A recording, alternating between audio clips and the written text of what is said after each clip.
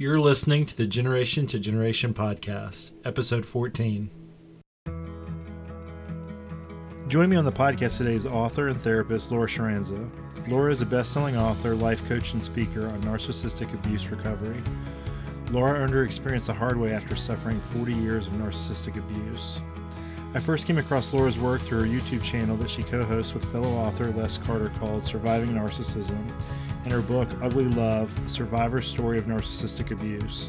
Our conversation today looks at the impact of narcissism in the church, the characteristics of narcissistic leadership, and our responsibility as leaders in light of this growing epidemic and the path to healing. Laura offers great advice on ministry that I think will be a source of insight as well as encouragement. I hope you enjoy. Thanks for listening. My name is Michael Coggin, and on this episode of the podcast, we're actually talking to author and therapist Laura Charanza. In her book, Ugly Love, Laura shares her understanding of why abuse victims so often feel unworthy, unlovable, and intrinsically broken. It's a book I really have appreciated. Just that book, along with her work on her podcast that I mentioned earlier. Laura has worked with psychologists, physicians, religious leaders, and life coaches to learn what it takes to identify the abuse and overcome the agony and insecurity. Laura, I've been looking forward to our conversation today and really excited to have you on the show. Well, it's my pleasure. Thank you so much for having me.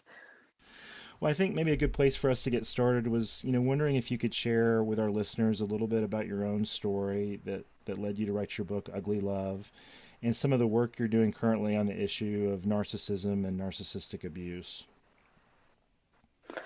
I decided to write the book because I needed healing, and I was working with a life coach, a narcissistic abuse recovery coach, and I did it first because I was so broken, and I felt God lead me to write this book just so his daughter could feel better and fix herself, if you will. And then I began hearing his voice, this is going to be bigger than you ever thought. Follow my lead. Mm-hmm. So I wrote for about 3 months, and then I put it down. I said, I can't do this. It's so painful, reliving my childhood, being raised by a narcissist, and then my 13-year marriage to a narcissist. I can't do it. And God said, yes, you can. So I sat back down and finished it 3 months later, and it was published in October of 2018. And in the first day, it became an Amazon #1 bestseller. So I was shocked. I remember getting on my hands and knees in the kitchen and thanking God for giving me the strength to write my story and get through that book without absolutely breaking down. And there is something about the power of the pen that helps you heal and has obviously helped hundreds of thousands of others heal. I met Dr. Carter, who you've had as a guest on the show several months ago, and I met him, God orchestrated it. I met him 15 years ago as a drug rep in his office talking about a new sleep medication, and we hit it off, and and I thought he'd be a good one to interview. I remembered meeting him. He had that impact on my life, just a good Christian man, almost a father figure. Yeah. And I thought, I'm going to reach out to him. And he didn't remember me. He tells me now, but he said he would love to be interviewed for my book. Both of our books are published at the same time. He calls me one day. He goes, hey, you want to do that YouTube thing? I said, sure, Dr. Carter. It's not his generation, right? So I can hear him saying that, and I can hear his voice saying that. So it's so sweet. Yeah.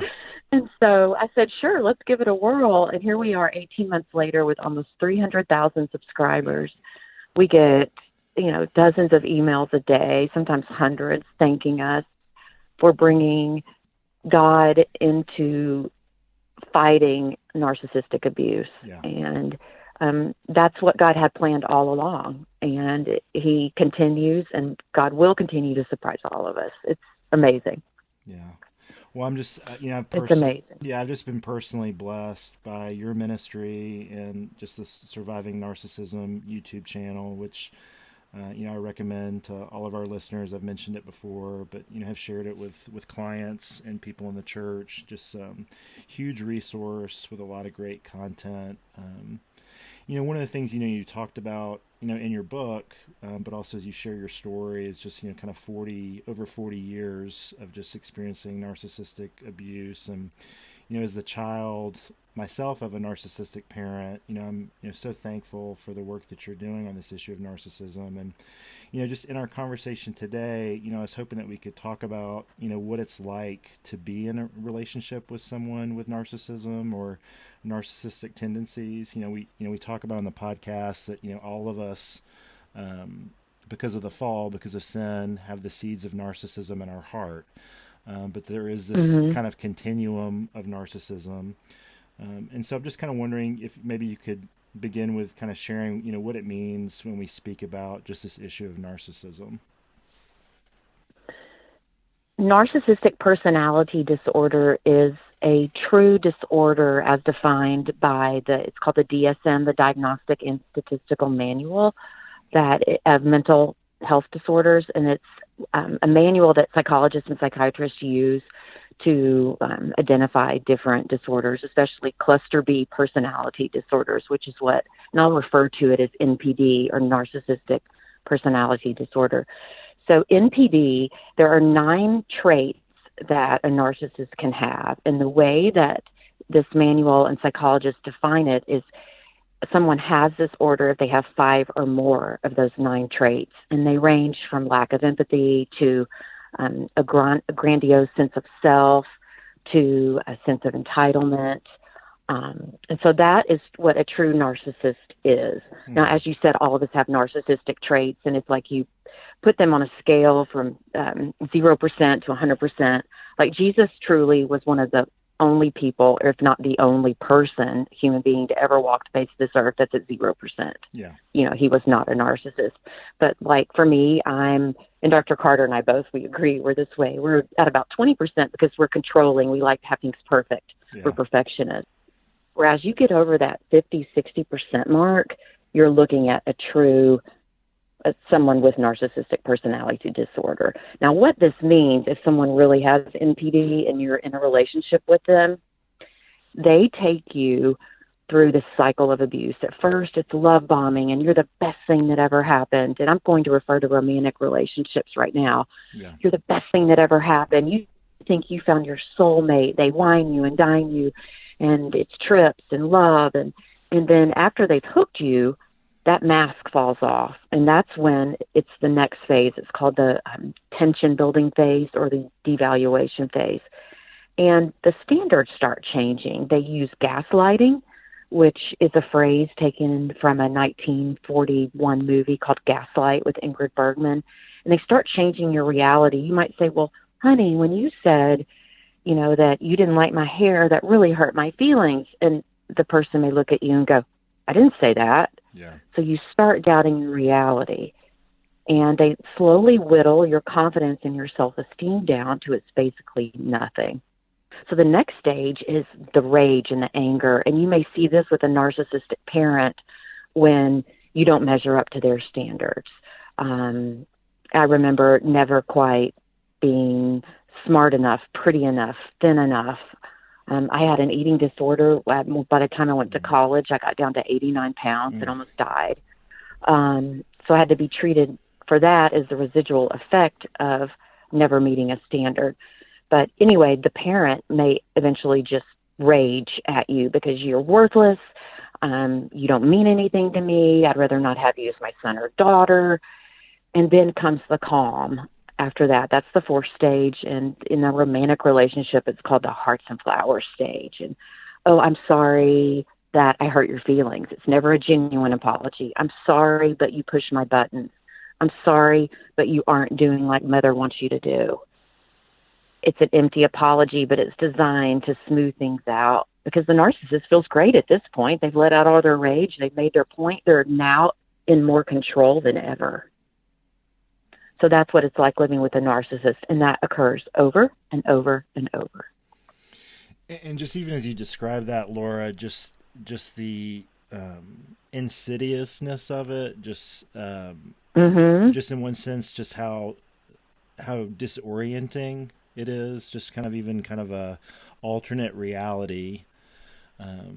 where it's like almost in one sense in relationship with that person, they're so committed to their own narrative and also so committed to just protecting.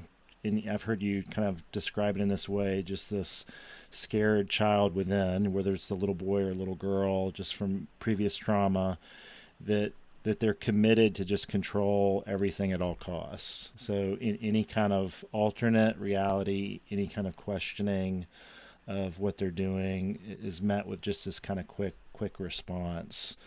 And just even as you said, just how that can just so impact how you see the world, how you see yourself. One of the things it's just really kind of stood out is when you were saying, just talking a little while ago, is just seeing over the years, as a pastor and a counselor, just this epidemic of narcissism in church, including church leadership. And, narcissism in so many ways is defined by unhealthy worship and commitment to self, with just an absence of empathy for those you're in relationship with. So, what would that look like, kind of the day in, day out reality that you're talking about, being in relationship with someone who really has no empathy? A narcissist will get what he or she needs at all costs, no matter how it hurts a child, you, me, a spouse, a parent. Their needs come first. And it can look like, I've seen it with a narcissistic father and his son. This kiddo is a star basketball player, and the father will look at him and go, that was a decent 3-point shot you made, but why can't you make 4 or 5 of them like Gabe? And it hurts the child immensely. It's all because the father wants to shine. The children with a narcissistic parent, the kids are expected to shine the light on mom or dad, whoever the narcissist is. And the narcissist will say whatever needs to be said to get the child in his mind or her mind to perform as the child should. So that's what it looks like for children. For adults, it's just so unsettling. Yeah. The rules change. It'll be subtle things like, well, I remember I got this one once. This is a good dinner, but I don't want it often. And I'd gone to the trouble of cooking for a couple of hours. Yeah. And, or you make a nice dinner and you're waiting on your spouse to get home, and he is riding his motorcycle for a couple of hours and comes in at 9:30, and by then dinner's cold. It's things like that. Well, I needed to ride my motorcycle. I had a hard day. No respect for anyone else. Yeah, I think just, Laura, as you say that, just reminded me, of something you wrote in your book, where you said, the narcissistic partner, boss or friend, is cold, calculating, manipulative, and it's all intentional. The narcissist believes everything and everyone in the world exists to serve or revolve around him. Narcissists expect to be seen and treated as experts in any given field, at any given sport, or any job without doing the hard work and diligence it takes to get there.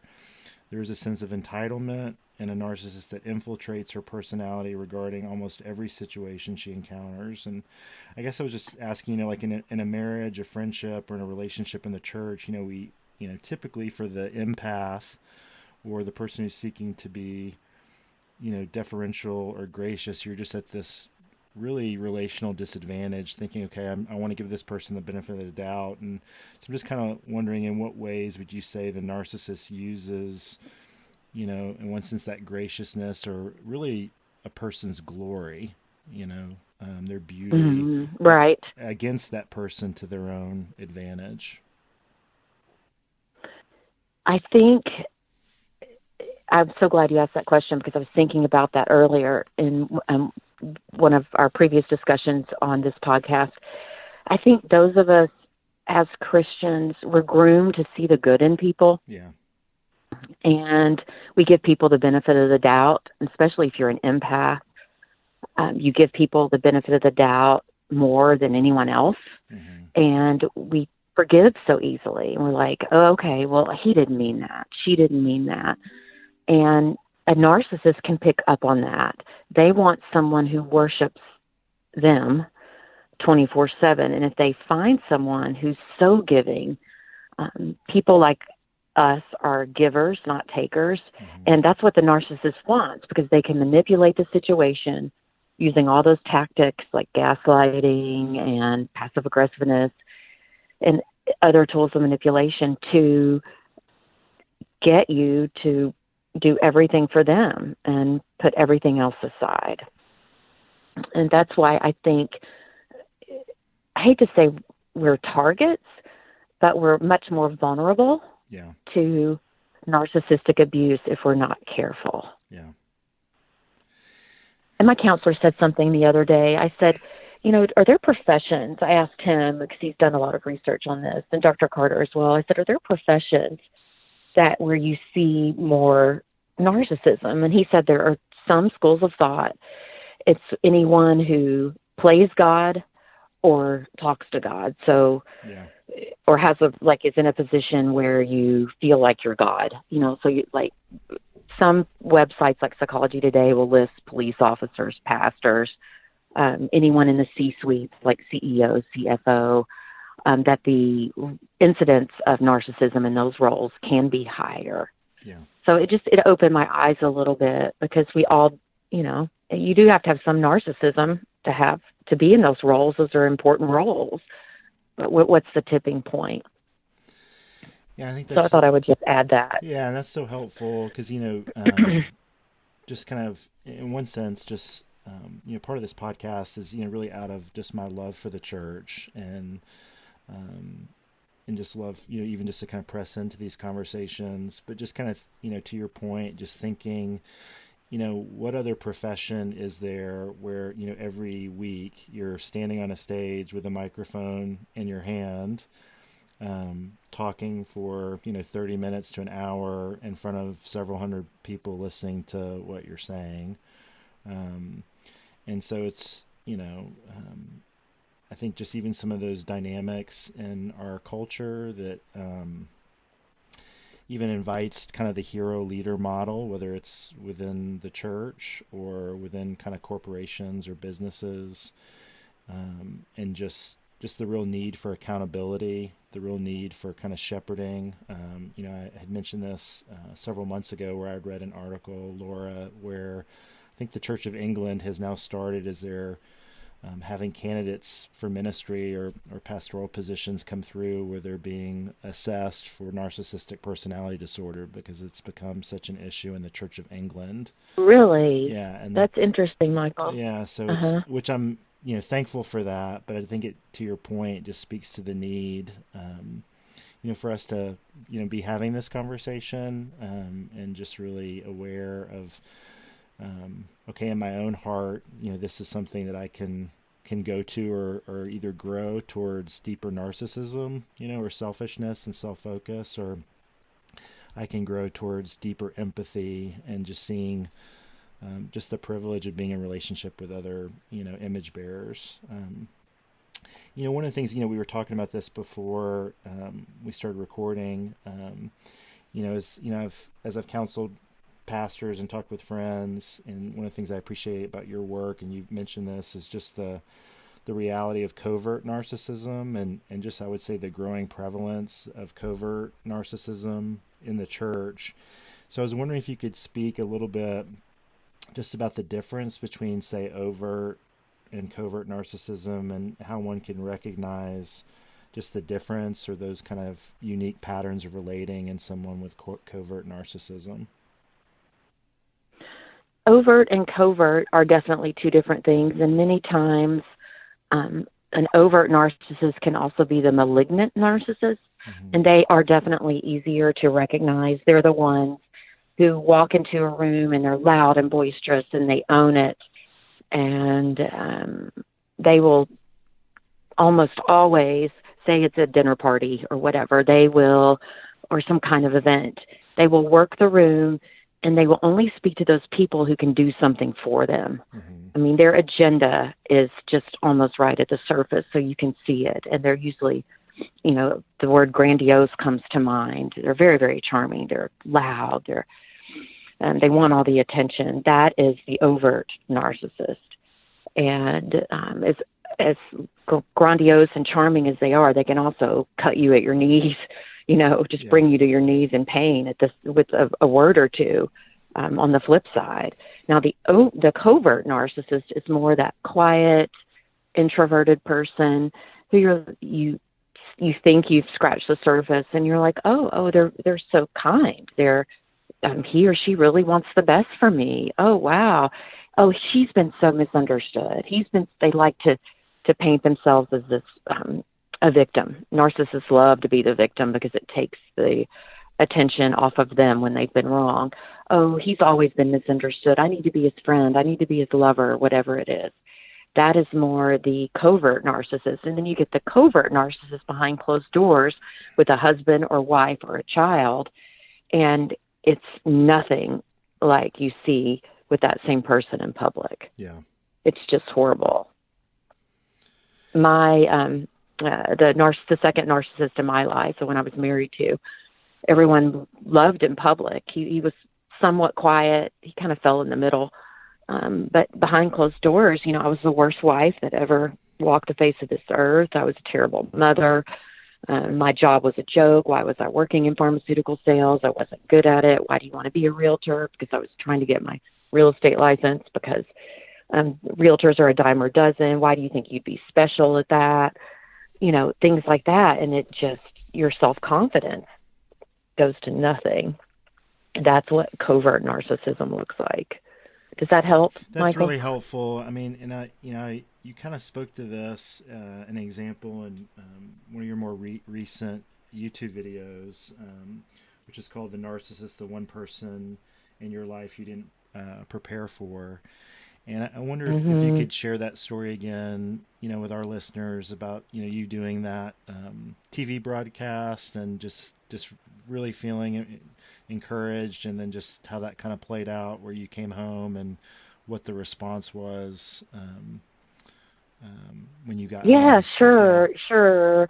And by the way, when I was doing that video, Michael, it was so funny. That story just came to me, and I know it was God saying, share this. It was a great story because because it was so helpful. Yeah. The story in years. Well, it's so helpful to your point, where it's like, and that's why I appreciate you speaking to this, Laura, because it's just like the public persona of the covert narcissist that can be very charming, is usually very attractive and articulate, but just what happens behind closed doors, that especially within a church context where, people might, not see the reality that is going on behind the scenes, So I thought it was a really helpful story.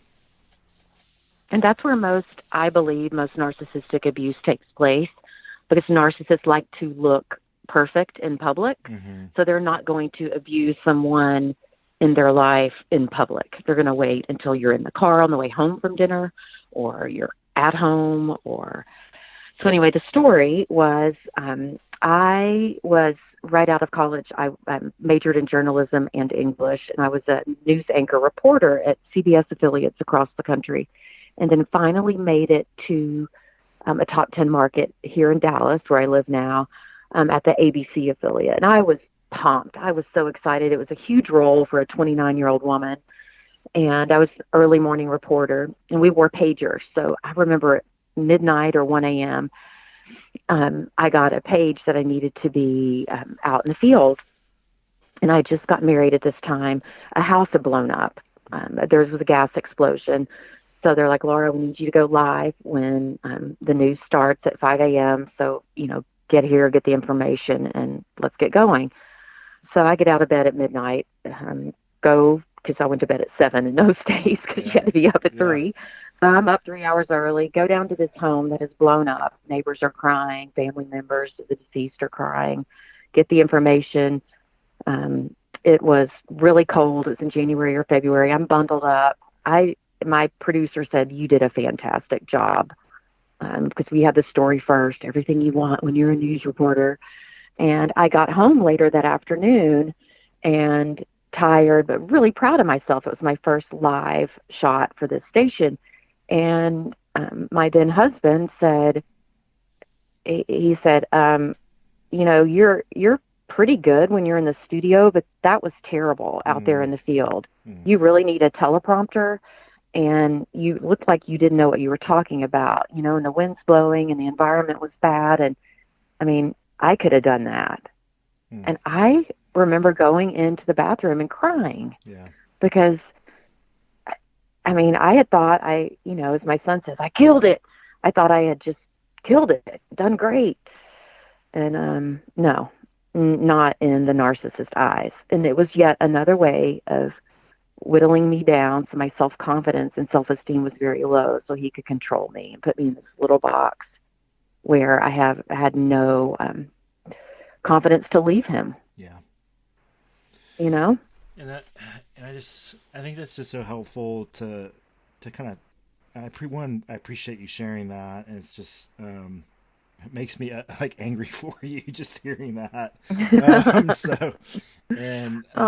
Don't be angry. It's okay. It's just a good example to teach others. So but it's just because I just the reality of just how abusive that is, and in one sense, just the abuse behind closed doors that, you know, other people in the community, you know, aren't seeing.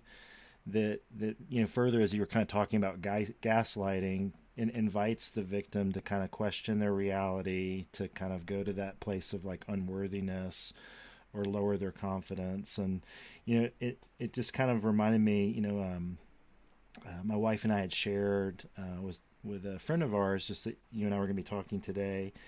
And this friend actually had kind of written in and wanted me to ask, you know, or share just her experience, and kind of ask, you know, a question kind of with that, which I thought was really helpful. Sure. Just about this issue of kind of struggling, you know, with leaving a covert narcissist. And she wrote, you know, I still feel like me leaving my husband was by far the hardest thing I'd ever done. There had been years of narcissistic abuse, and then towards the end of our marriage, physical abuse. And even after sharing the abuse with leaders, you know, she goes on to say, I felt the most isolated during leaving, because it's hard for people in the church to know how to enter in and be community in the midst of leaving and divorcing, because they're cautious to take sides. And the amount of significant panic attacks, anxiety, and PTSD kinds of symptoms I had during the process was kind of shocking to me. And she ends by asking the question, you know, how can women get the emotional and tangible support they need during leaving, you know, these types of abusive relationships? I think you need to do one thing, certainly find a good Christian counselor who understands narcissistic abuse. Secondly, that's the number one. Number two, find a support group. We have an online support group that I've started on Facebook. It's called Victorious Voices. And everything I do, Michael, is based in Christianity. Yeah. Sometimes and Dr. Carter as well, but more me, I refer to God and our Savior quite often in my videos. And occasionally I'll get some nasty comments that I need to leave Christianity out of it, but I can't, because God is the one who brought me through this. Yeah. God is the one who gave me the strength to say enough. God does not want his daughters and sons abused, period. Amen. I get very passionate about that, because some churches know you cannot have a divorce. God hates divorce. Absolutely, he hates divorce. But what he hates more is one of his children being abused. Yeah. So kudos to her for leaving. But one thing that she needs to do is a therapist, a good Christian therapist who understands narcissism. They all don't. If she can afford it, a narcissistic abuse recovery coach. There are several out there, and all of them, we've been through it. Yeah. We get it. I spend hours on the phone with some of my clients a week and hold their hand and help them through it. Number three, the support groups. It's called Victorious Voice. It's on Facebook. It's free. And it's a really good support system. People will post a comment and say, I feel like calling the ex today. I'm really missing him, or I'm really missing her. And there'll be 40 or 50 people who respond that say, don't do it. Call me instead. Or remember, you're just Are you hangry? Are you, the halt Yeah. that is used in Alcoholics Anonymous? Yeah. Are you hungry, angry, lonely, or tired? Yeah. Reset. You're loved. Don't call him or don't call her. It's just, I think those are the three things that you need to do. It's not easy. Yeah. It's not easy. And then you have people saying, they don't understand it because all they've seen is the charming narcissist. Yeah. They haven't lived through what you've lived through. Yeah.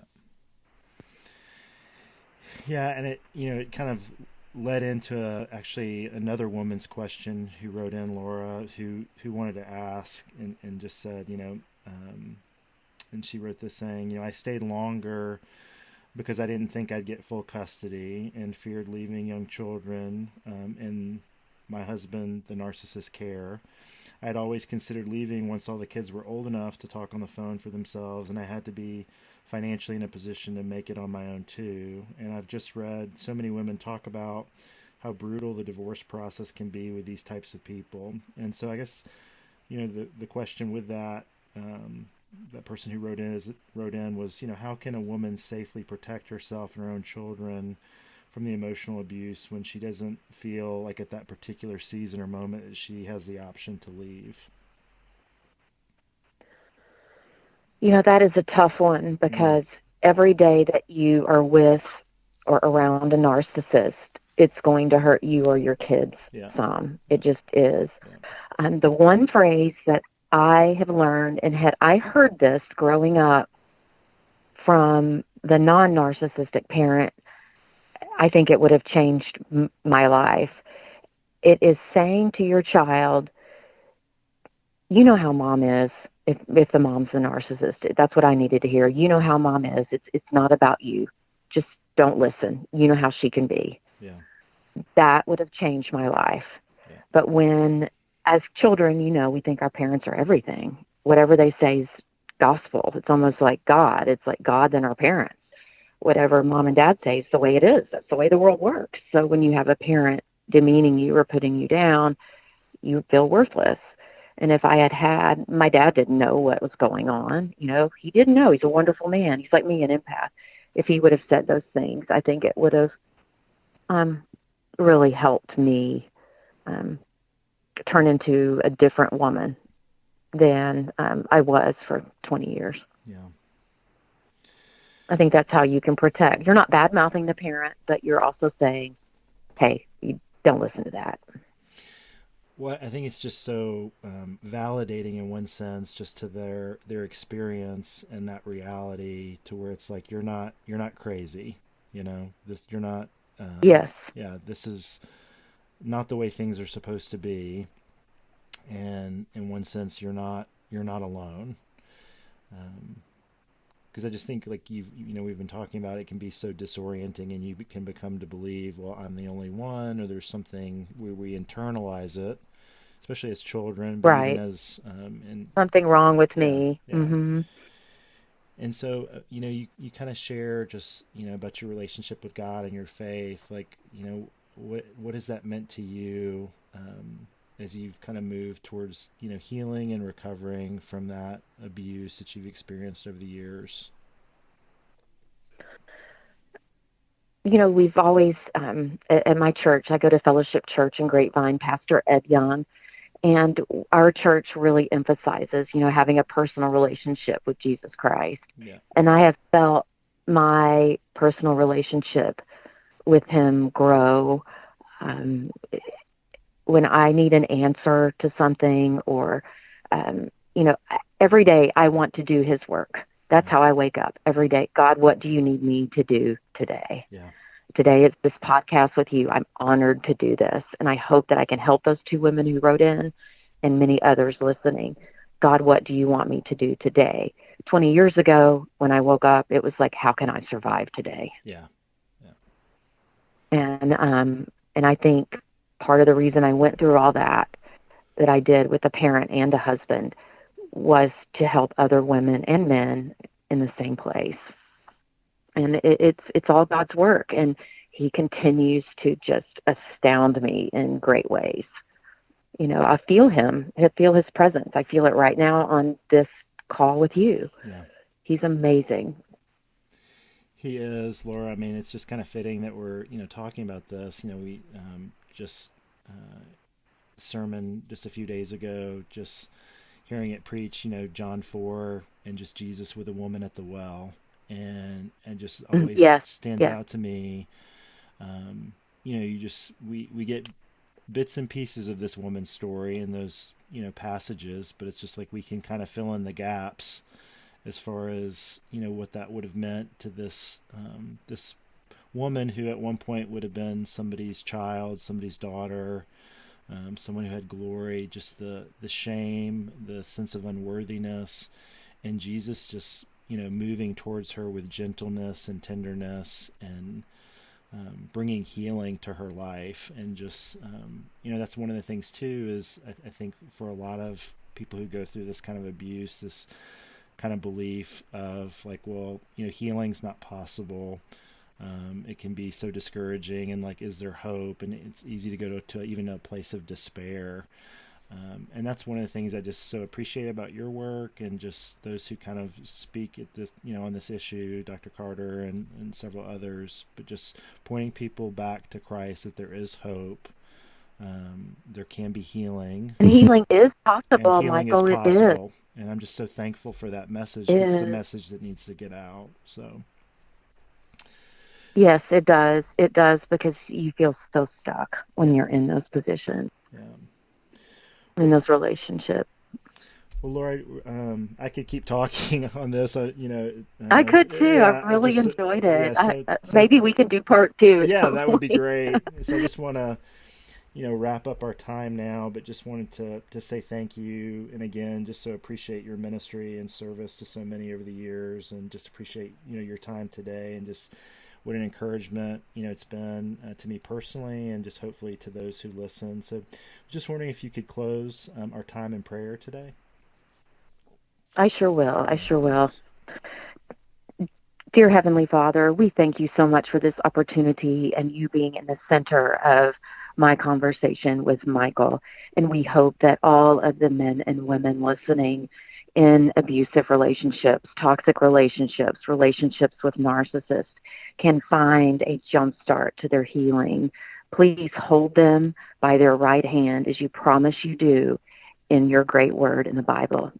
Thank you so much, Lord, and we love you. Amen. Amen. Thank you so much, Laura. All right. Thank you. Thanks for listening to today's episode. If you've been enjoying the podcast, I'd really appreciate it if you would leave a review on iTunes or Facebook. If you know someone who might enjoy or be encouraged by the show, feel free to share the podcast with them. Your willingness to share the show is one of the best ways to help it grow. As always, thanks for listening. Until next time.